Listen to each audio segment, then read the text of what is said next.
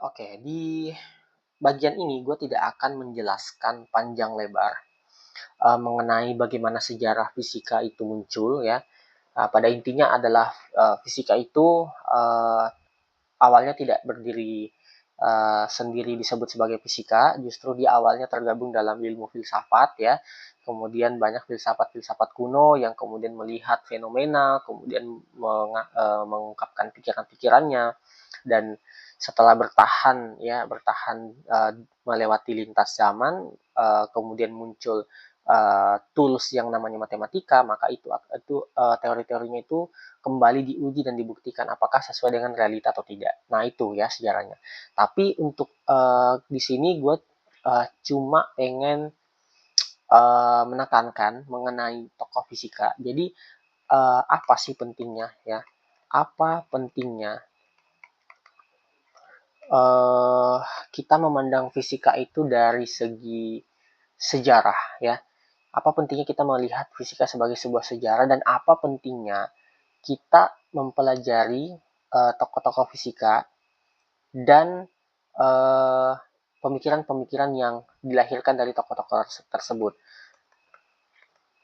Ya, apa pentingnya fisika dalam perspektif historical ya, atau kejadian yang bersejarah.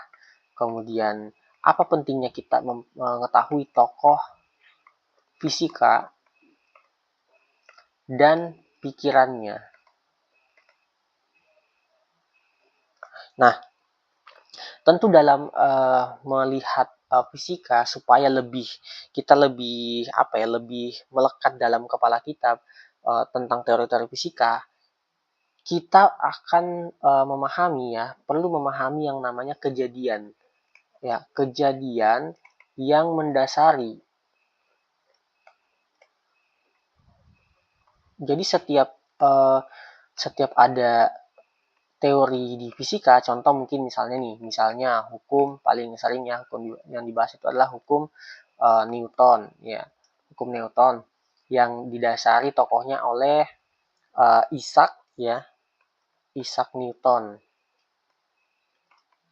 Kemudian ada kejadian yang mendasari bagaimana hukum Newton ini muncul. Nah, nanti ketika kalian belajar, setiap kalian masuk, sempatkanlah untuk membaca cerita singkat ya, bagaimana hukum Newton itu lahir, bagaimana hukum Archimedes itu lahir, bagaimana Galileo Galilei memandang astronomi itu menjadi lebih dekat dengan realitas yang sebenarnya ya, tidak menyesatkan ya, itu semua ada sejarahnya. Nah, hal ini akan membuat kalian ya lebih mudah ya dalam mengingat dasar dari prinsip-prinsip tersebut. Nah, intinya sebenarnya gue pengen nyampein itu sih. Ya, jangan mengabaikan hal-hal kecil yang seperti ini gitu.